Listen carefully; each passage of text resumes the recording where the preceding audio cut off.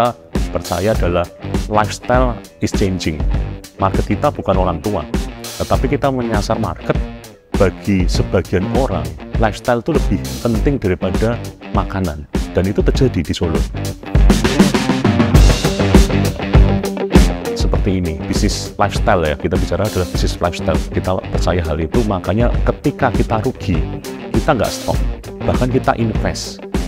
Kita tidak akan pernah tahu ketika kita tidak pernah melakukan. Just do it, dan tidak pernah menyerah. Ketika kita sudah melakukan, banyak sekali di dalam pengalaman hidup saya, nggak gampang. Bisnis nggak ada yang gampang. Kalau bisnis gampang, semua orang kaya.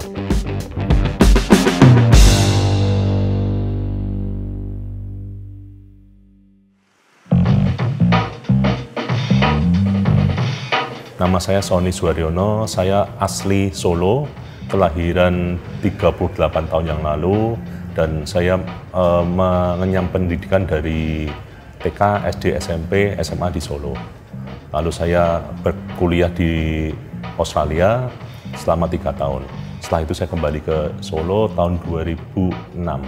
Sampai hari ini ada di Solo.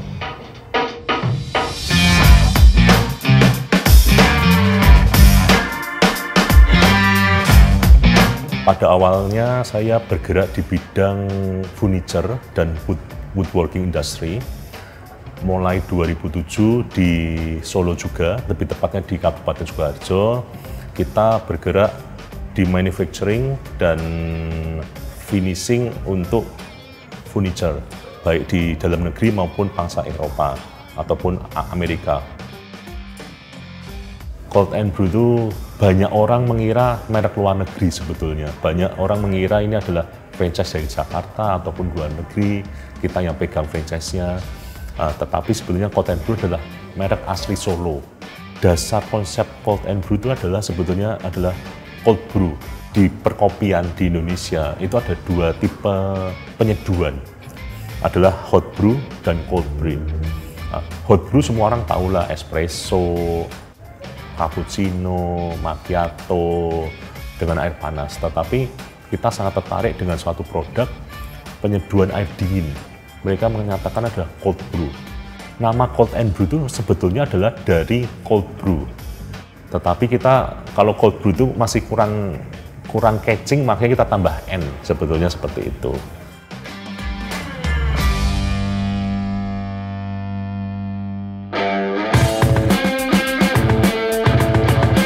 Di 2016 saya bersama beberapa teman, kita sering pergi ke Jakarta. Kebetulan saya juga ada proyek di sana. Kita melihat ada suatu shifting di mana anak-anak muda maupun eksekutif mulai menyukai gaya hidup ngopi, di mana pada waktu itu di Solo belum ada. Dan kita bertiga, saya, Pak Erwin Sanjaya, dan Pak Andreas, sepakat untuk mencoba bisnis ini di kota Solo. Kalau saya sama Pak Erwin sama Pak Andri itu teman main sebetulnya. Setelah itu kita sering pergi, kebetulan saya juga ada proyek di Jakarta, mereka juga banyak kerjaan di Jakarta, kita sering kumpul di Jakarta. Di sana kita benar-benar melihat perbedaan yang jauh antara Solo dan Jakarta. Di mana Jakarta ini coffee shop semua menjamur dan semua rame. Tapi di Solo pada waktu kita berpikir mau membuat, kita sempat berkali-kali untuk menghitung kalkulasi, karena di Solo itu biaya hidup sangat murah, di mana kopi sendiri adalah barang premium yang menurut kita sebetulnya tidak mungkin bisa diterima oleh warga Solo. Sebagai contoh, lunch di Solo itu mungkin 10-12 ribu sampai 15 ribu orang sudah cukup untuk lunch di Solo. Tetapi kalau kita jual kopi, nggak mungkin kita jual kopi 10-12 ribu atau 15 ribu, karena kita tidak mau menjual produk yang tidak premium. Kita memiliki konsep adalah apapun yang kita jual di Cold and Brew itu adalah harus the best. Jadi tidak asal jual, seperti mesin, peralatan, interior, kita semua pikirkan dengan detail, di mana itu semua adalah cost. Jadi pada waktu itu akhirnya ya udahlah kita coba, karena kita melihat beberapa data seperti konsumsi per kapita kopi di Indonesia itu masih jauh dibanding kota-kota besar atau negara-negara maju di Eropa. Dan kita percaya sampai hari ini tren minum kopi di luar negeri itu tidak turun, masih stabil, bahkan mereka naik. Nah, di mana kita percaya adalah orang Indonesia ini mengikuti tren dari luar negeri. Jadi ya pada waktu itu kita putuskan, oke, kita coba, kita bikin. Tapi kita nggak berani coba besar, kita coba kecil dulu.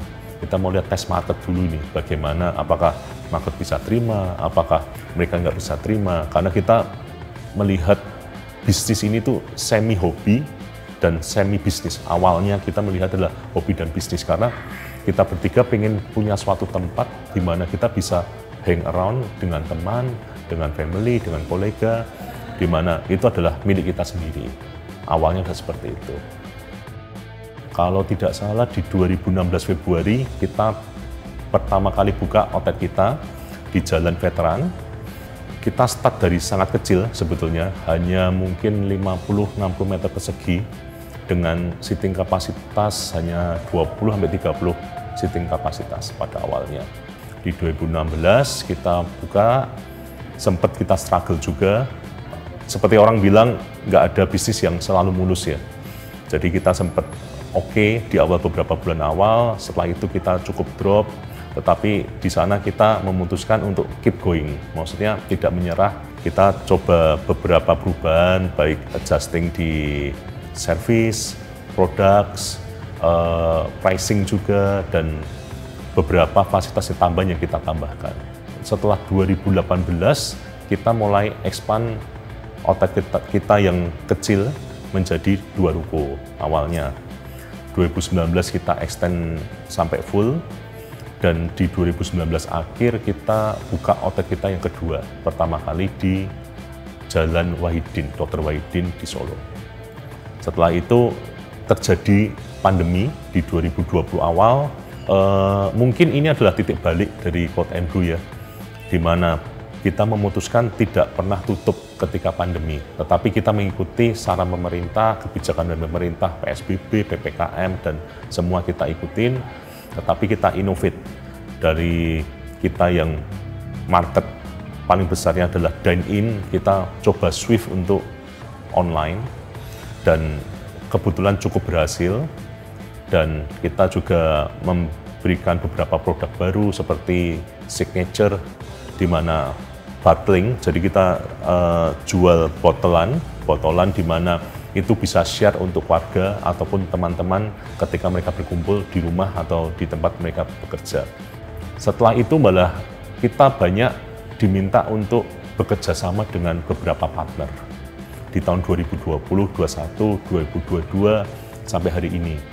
Total per hari ini kita sudah operate 12 outlet dari Solo, Jogja, Klaten, Semarang, terbaru Medan.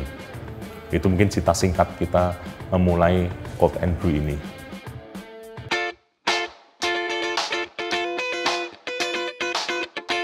Kita awalnya sangat struggle di Solo, CNB ini sangat struggle, mungkin 1-2 tahun pertama itu sangat struggle. Tetapi setelah market bisa teredukasi dengan baik, mereka bisa menerima harga dengan baik.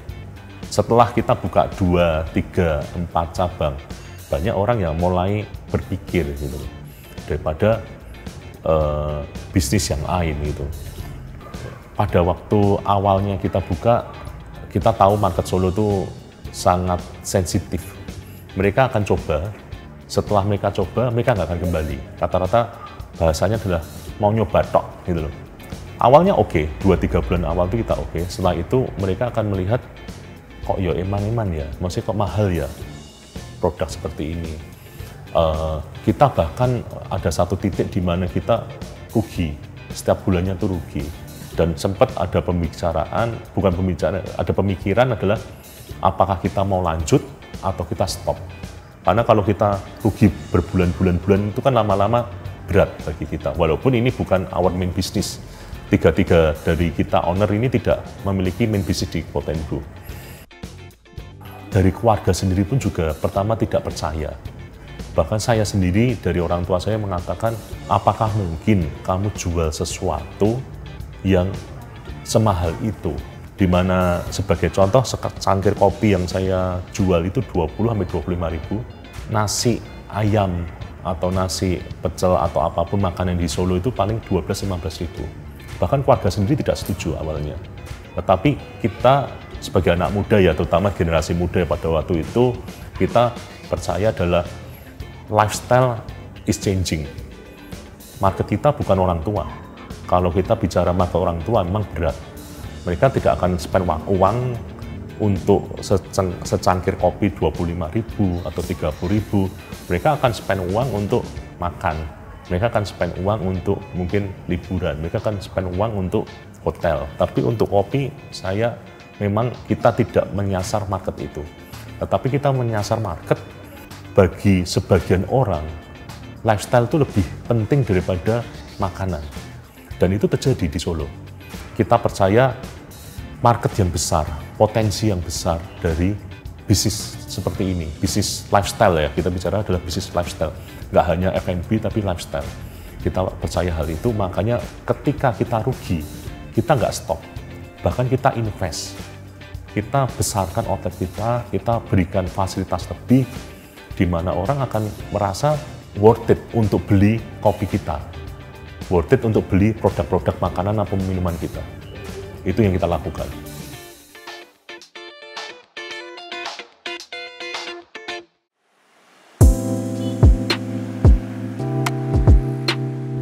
Pada waktu itu sudah banyak coffee shop di Solo, mungkin beberapa ya. Tetapi kita nggak mau memberikan yang biasa-biasa aja.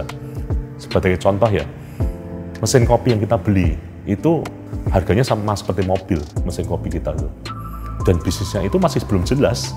Ada yang beli atau enggak, harganya masuk atau enggak, itu masih belum jelas. Tapi kita beli mesin kopi yang terbaik.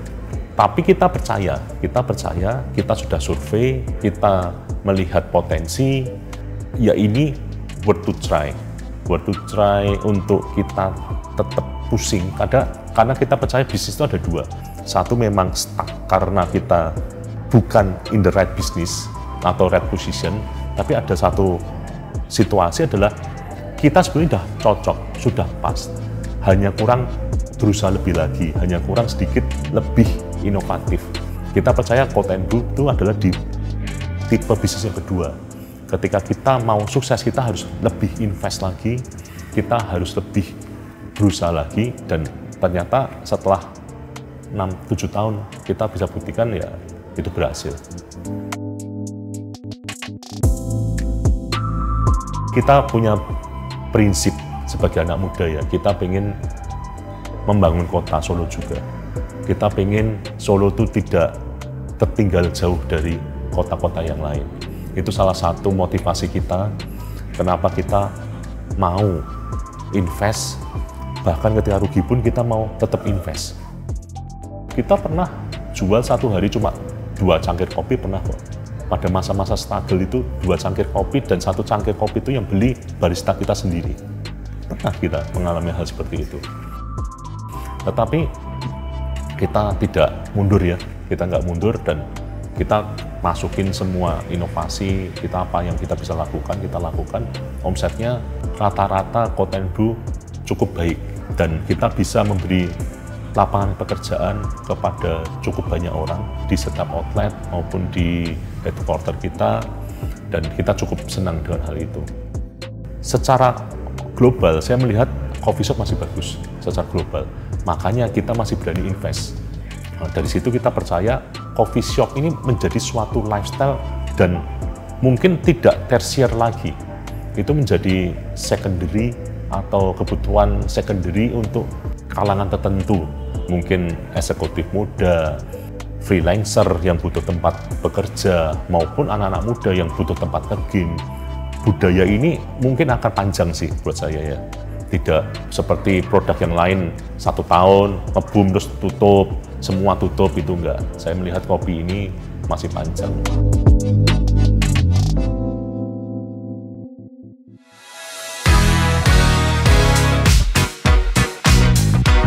Prinsip membangun usaha buat saya itu satu adalah tidak pernah menyerah dan just do it, seperti satu tag dari brand ternama di dunia itulah just do it. Karena banyak dari kita hanya berpikir, menganalisa dan mengkalkulasi tetapi tidak berani melakukan. Banyak bisnis yang saya lakukan, itu saya tuh nol. Tidak mengerti sama sekali bisnis itu, tidak mengerti seluk-beluknya, tidak mengerti resiko-resikonya. Tetapi saya percaya satu hal adalah just do it. Ketika kita lakukan, kita belajar, oh ternyata tidak boleh seperti ini ke weakness-nya, ini adalah strength-nya, ini adalah poin yang harus kita lakukan. Kita tidak akan pernah tahu ketika kita tidak pernah melakukan. Just do it dan tidak pernah menyerah. Ketika kita sudah melakukan, banyak sekali di dalam pengalaman hidup saya, nggak gampang. Bisnis nggak ada yang gampang. Kalau bisnis gampang, semua orang kaya. Seperti CNB, ketika 2017 kita merasa, ya udahlah kita tutup aja lah, it's over. Kita stop. Ya udah nggak ada CNB hari ini. Saya yakin semua CNB itu nggak ada hari ini. 12 outlet itu nggak mungkin bisa buka, bahkan outlet satu pun tutup. Tetapi ketika kita tetap mau jalan, kita keep working, kita keep striving, ya ada hari ini Potendu maupun bisnis yang lain.